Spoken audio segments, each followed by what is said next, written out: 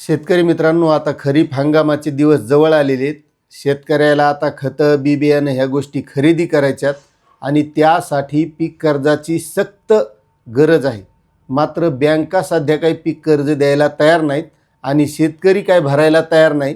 कारण राज्य शासनानं कर्जमाफीची घोषणा केली आणि 30 जून आतापर्यंत सांगितले आले. आता नेमकी 30 जून कोणती आहे हेच काही कळायला मार्ग नाही. आणि कर्जमाफीची जोपर्यंत रक्कम शेतकऱ्यांच्या खात्यात येत नाही तोपर्यंत जे शेतकरी पात्र ठरले नाहीत तेही भरणार नाहीत आणि जे पात्र आहेत त्यांना त्यापुढं कार्यवाही करावं लागेल. त्या बँकेकडे पीक कर्ज घ्यावं लागेल आणि बँका का देत नाहीत? कारण पहिलंच पीक कर्ज भरलेलं नाही.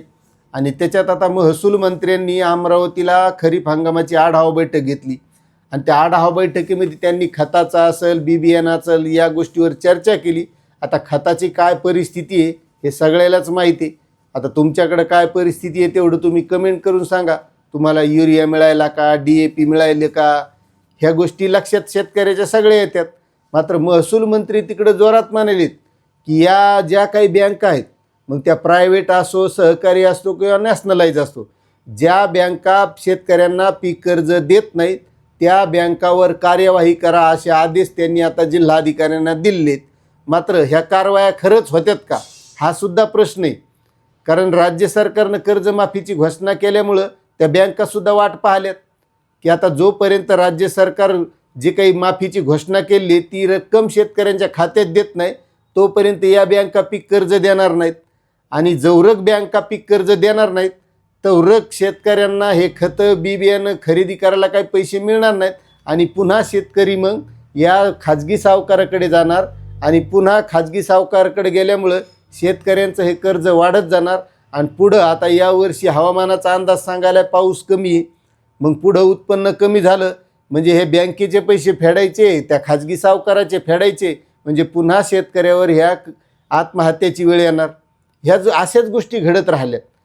मग नेमकं हे कर्जमाफीची घोषणा केली ती ह्यानं लवकरात लवकर ह्या खरीप हंगामाच्या पूर्वी ही कर्जमाफीची रक्कम त्या शेतकऱ्यांच्या खात्यामध्ये देणं गरजेचं होतं आणि त्यापुढं मग या बँकांनी शेतकऱ्यांना पीक कर्ज दिलं असतं.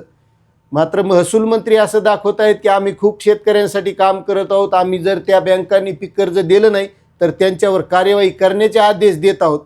आता तसे पाहिलं तर महसूल मंत्र्यांनी आत्तापर्यंत महसूल विभागाच्या बाबतीत शेतकऱ्यांसाठी बरेच सारे असे निर्णय काढलेले. शेतरस्ते असेल, शेतकऱ्यांच्या सातबारावर नाव बदलणं असेल, शेतकऱ्यांच्या सातबारा दुरुस्त करणं असेल, जमीन मोजणी असेल.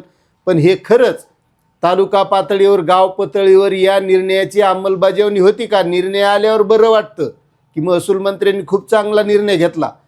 मात्र या महसूल विभागाचे कर्मचारी या निर्णयाची अंमलबजावणी गाव पातळीवर जिथं व्हायला पाहिजे तिथं होती का हा सर्वात मोठा प्रश्न आहे. त्याच्यामुळं आत्तापर्यंत जे काही निर्णय घेतलेले आहेत का त्या निर्णयाची खरंच गाव पातळीवर अंमलबजावणी झाली का? आपण एका निर्णयाबद्दल माहिती घेणार आहोत आणि त्यासाठी शेतकरी मित्रांनो त्या निर्णयाची अंमलबजावणी झाली का नाही हे तुम्हाला माहिती आहे. त्याच्यामुळे तुम्ही त्याबद्दलच्या नक्कीच कमेंट करायच्या, म्हणजे हे शासनाच्याही लक्षात आलं पाहिजे की आपण निर्णय चांगले घ्यायलो, मात्र आपले जे काही कर्मचारी वर्ग आहेत त्याची अंमलबजावणी गाव पातळीवर खरंच त्या शेतकऱ्यासाठी करायलेत का हा सगळ्यात मोठा प्रश्न आहे. आता जी कर्जमाफीची घोषणा झाली आहे, जोपर्यंत शेतकऱ्यांना कर्जमाफीची रक्कम त्यांच्या खात्यात येत नाही तवरक ह्या बँकाही देणार नाहीत, शेतकऱ्यांना पीक कर्ज मिळणार नाही आणि वेळेवर शेतकऱ्यांना पीक कर्ज मिळालं नाही तर शेतकऱ्यांचा पुढचा हंगाम पुन्हा असाच कार्यक्रम होत राहणार आहे. मात्र हे मंत्री दाखवणार आहेत की आम्ही अशा कारवाया करायलोत, बँका म्हणणार आहेत आम्ही करायलोत आणि शेतकरी जैसे तेच राहणार आहे. आता यावर तुम्हाला काय वाटतं तुम्ही कमेंट करा. चॅनलवर नवीन असाल तर सबस्क्राईब करा. धन्यवाद.